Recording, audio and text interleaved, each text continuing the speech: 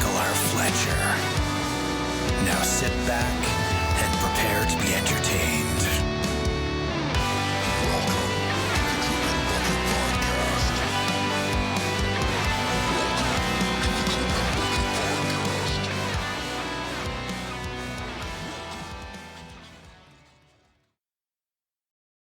Welcome to the Bucket Podcast. Welcome back to the Dripping Bucket Podcast, where me, Krystle Matar, and Michael Fletcher talk to people about books and other shit. And we haven't talked about other shit much, but we'll talk about books this time anyway.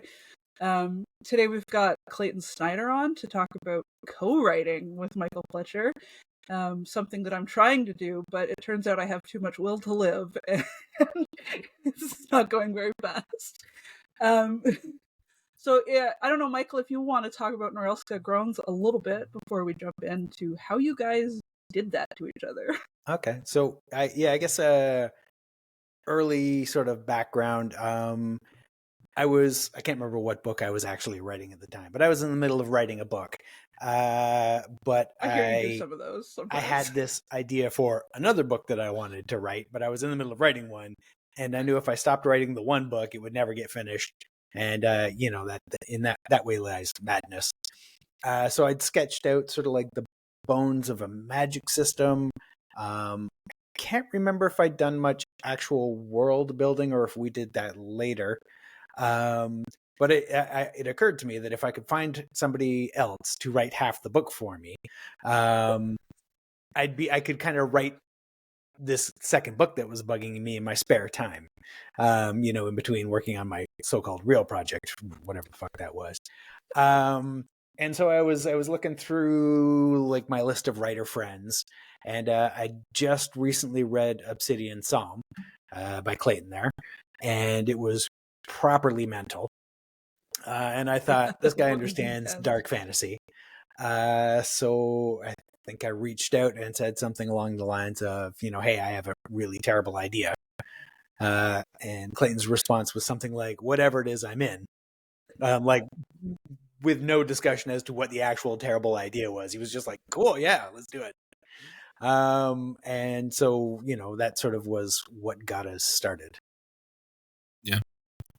Yeah, and then as I recall, Clayton, you asked me if I was willing to beta read for you guys, and I was like, what?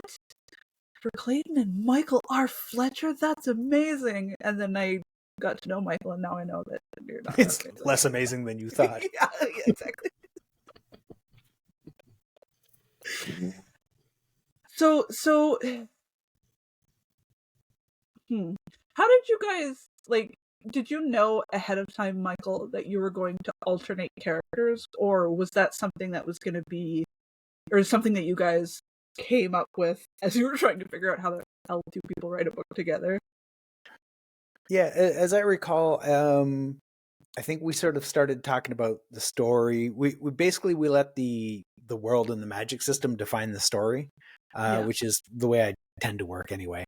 And it made a lot of sense for us each to take one character, because then each character's voice would be, extremely distinct. Yeah.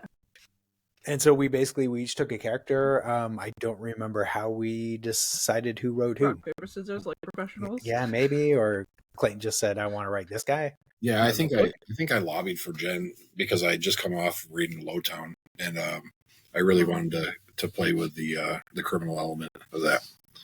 So yeah. So then you guys took each of the pair of characters and ran with it, or did you guys consult each other as you went?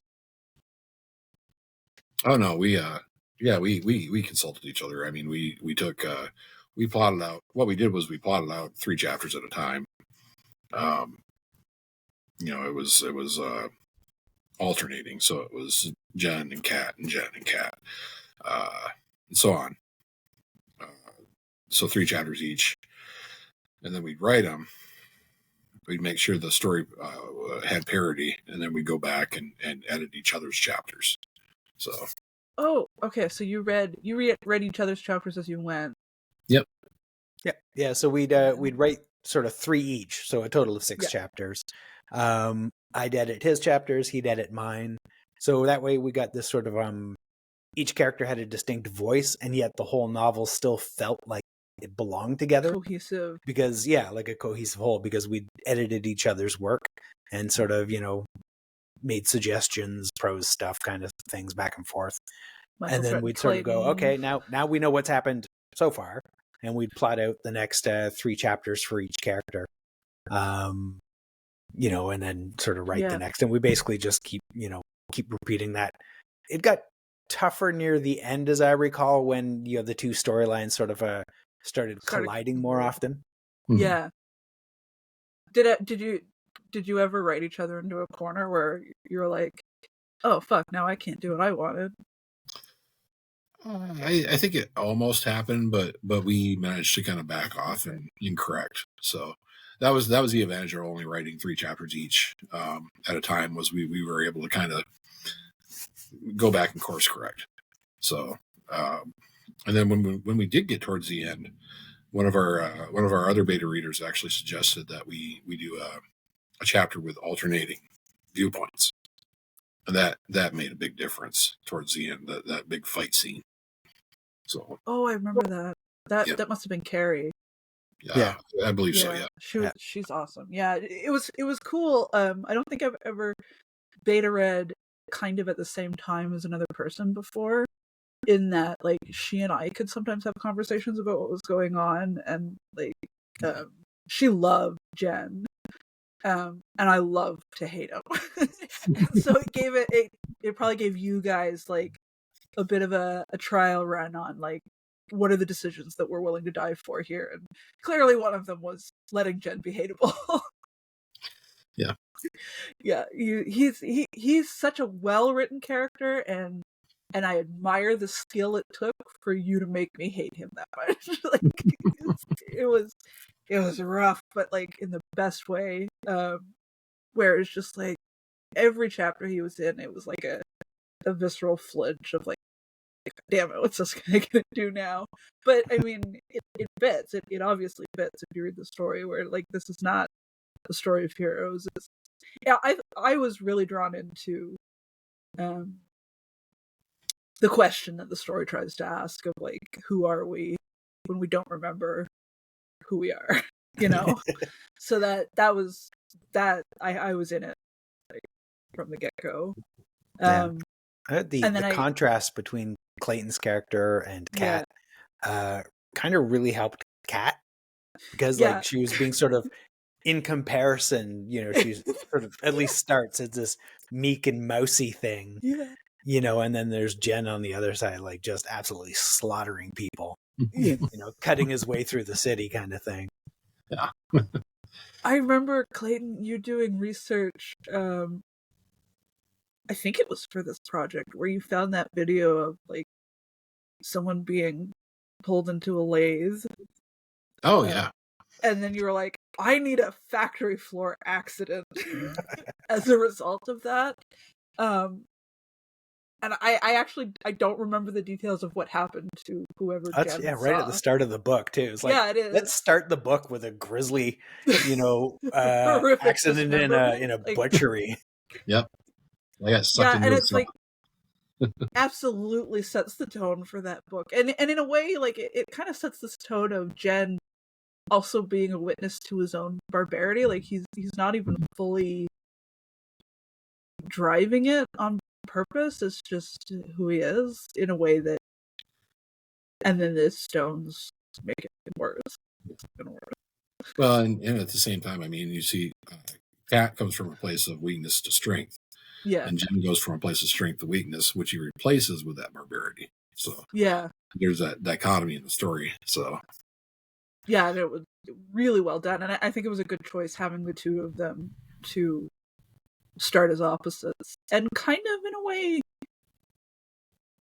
also mirror each other. Like they're not fully opposites in that they're both pretty powerless in their lives. Yeah, that was a good book. I like that book. Yeah, it was a lot of fun. That was my first co-write, and I mean at the time I was working in a warehouse, So I'd leave for work at like 7 o'clock in the morning or something like that. So I used to get up at 4 and write before I went to work. Wow. And so I'd be bombarding Clayton with messages at 4 o'clock in the morning. Which would And be like, 3 o'clock in the aren't you morning. answering? Where are you? He'd sort of respond like hours later, like, what the fuck? What's wrong with I you? wake up and there'd be a Why are you message in harassing me? Turkish. What the fuck is this? For some incomprehensible reason, you agreed to do it a second time. Yeah, it was really fun the first time, and I For the really first Just the first time. We could read between the lines, Clayton. enjoyed writing, co-writing Award and all, and I really wish. Unfortunately, that was about the time I was starting to really feel down about my work and everything, and I kind of really wish I had poured more of myself into it, because that was it turned out to be a really decent book. Sorry, Mike. All right, it is what it is. It turned out to be a good book, and That's high praise. yeah, I felt like my work was only decent. So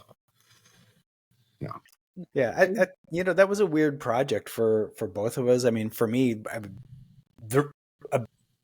part of the reason I sort of approached you to co-write the last Manifest Illusions book was because I'd tried myself 3 or 4 times and failed.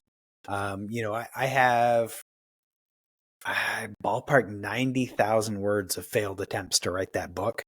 And so Which I is had not just a long book. Like, that's not like 90,000 words out of Brick and Bone. That's like it's that's 3 30,000 word false starts. Yeah. And so I had given up on the book ever happening. I just like, the mirror's truth, like, that's a pretty good ending, and I'm like, I only feel a little guilty about not finishing it, but like not enough to actually do it, because I fucking hate the whole world right now. Yeah. But then sort of wrapping up some of the other trilogies, like, it felt so fucking good to that completion. And then was like, you know what? Clayton is absolutely fucking insane. He'd be perfect for this. And so like reached out to him again. It was like, I have another terrible idea. He's like, I'm in. Whatever it is, I'm in. Yeah. And that sort of triggered it. And honestly, without Clayton's help, like, that book would never have been written. I'm still really proud of that King in Yellow chapter, though. Yeah. People love that one. Man, if you guys came together and Clayton says he's proud of something and Mike says people love it, I can't even imagine how bad it is. I'm scared, guys. Yeah, The knowing nods are deeply unsettling. Yeah. So, like, on the sort of more technical side, that one was more difficult to write because there's a sort of a lot more characters. Right. I actually don't know how many. 9 or 10-ish POV characters. Be the continuation of the characters through this series, right? Like, it's not a whole new thing. Yeah. It basically starts off exactly like from the moment that the Mirror's Truth ends, right. A War to End All starts, like moments later kind of thing. And so, I mean, we took much the same approach, like write 3 chapters, converse, edit each other's work, plot the next 3 kind of thing. But with a cast that large, it's a while before you end up coming back to, characters you've previously written, which means you got to be. Did you guys split the characters again? Where it's like, Clayton, you just took the reins on a couple of.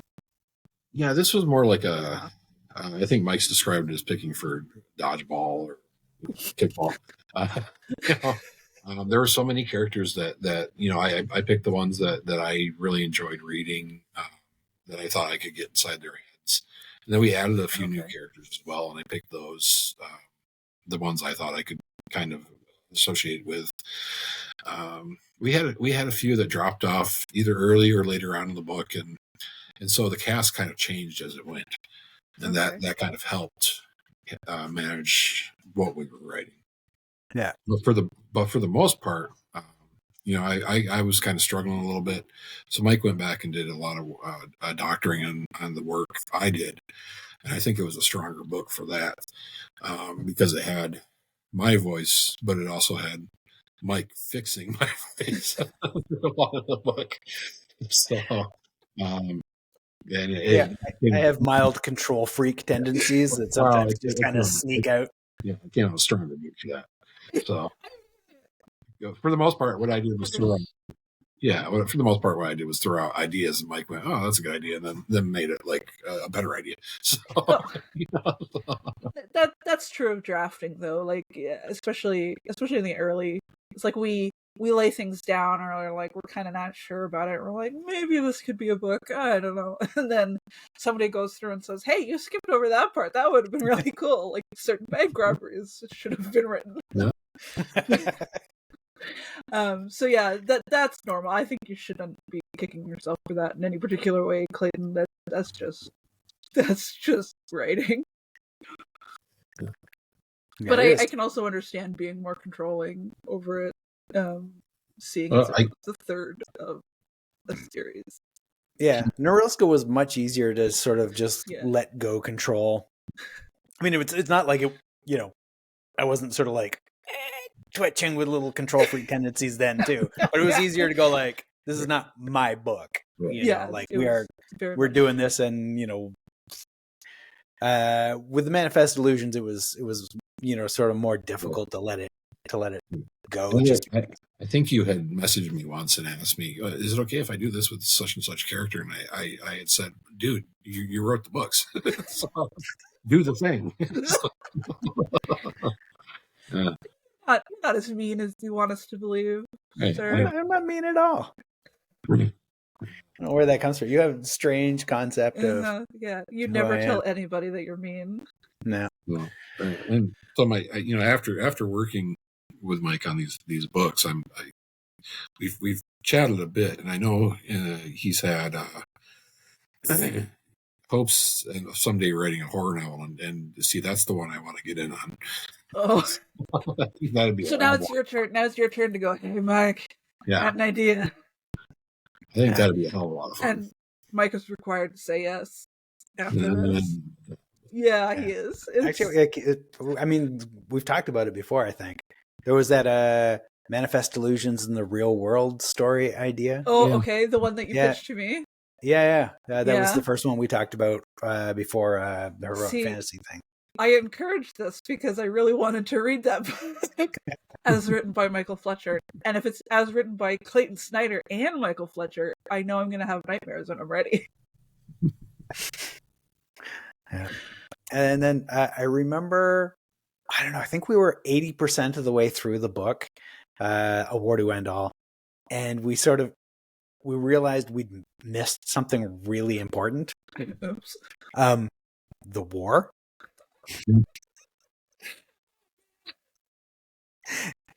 And so 4 new characters were born. We took 2 each and went back and wrote them through the entire book. After everything else kind of was almost done, which was actually turned out really well. It's kind of I'm really happy with how those I'm not going to say who it is, but those characters turned out, and the way they sort of changed the story was great. We'll have to do a spoiler episode maybe for like the Patreon so that people who have read it can hear a little bit more about this, because that sounds like a really cool story to talk about. That I was gonna say that sounds really painful to have to do that at 80%, but it's awesome that it. It wasn't bad. It was almost like a meta manipulation. Adding something from outside to and inserting it into the story to manipulate it as a whole. So. Yeah, and it kind of gelled everything else that was going on. Oh, nice. That was. I know, Krystle, you tend to like shuffle chapters around and do shit like that, right? No, I'm not being judgmental at all, but yes, what the fuck? Come on now. Whereas I don't do that. I don't shuffle chapters. I start at the beginning of the story and write until the end of the story like a sane person. But however, for A War to like End All, a sane that person, not because did you not are a happen at sane all. person, just because you pretend to be a sane person while you're writing. Let's get I'm that pretending so well. Yeah. That one, we ended up, I remember going in and just sort of shuffling chapters all over the place, trying to make it all like click just right. And yeah, Affected. yeah, it's terrible.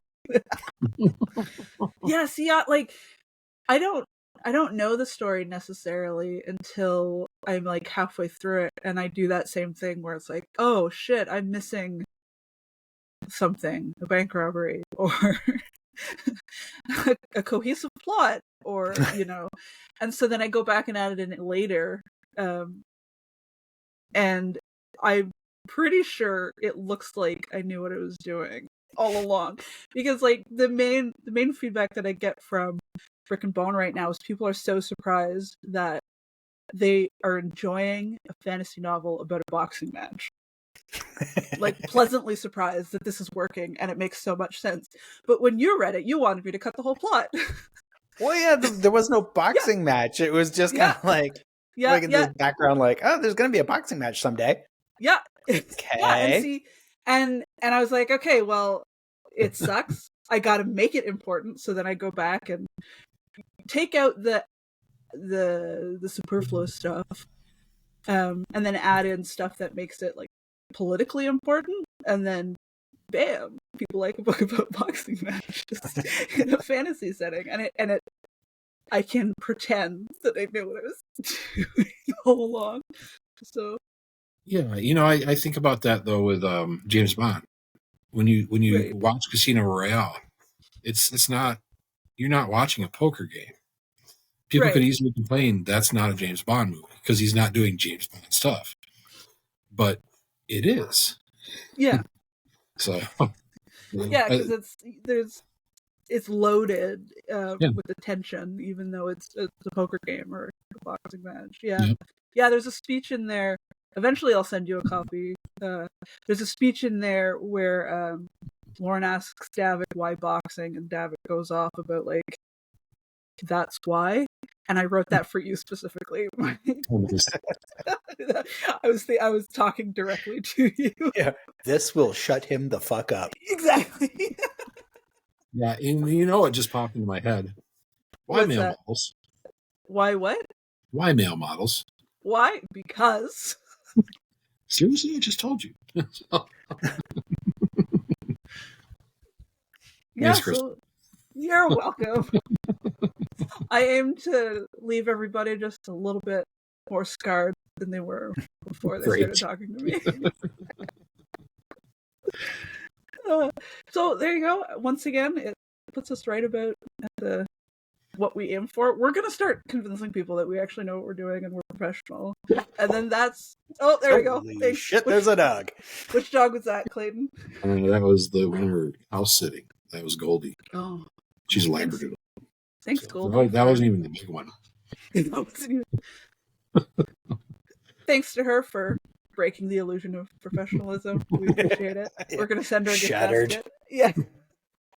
No, the big one was and we're gonna duck out now. Until next week. Thank you all for coming, and thanks Clayton for staying with us this long. And we're gonna try to torture you again one more time. Yeah, thanks, Dave. Thanks.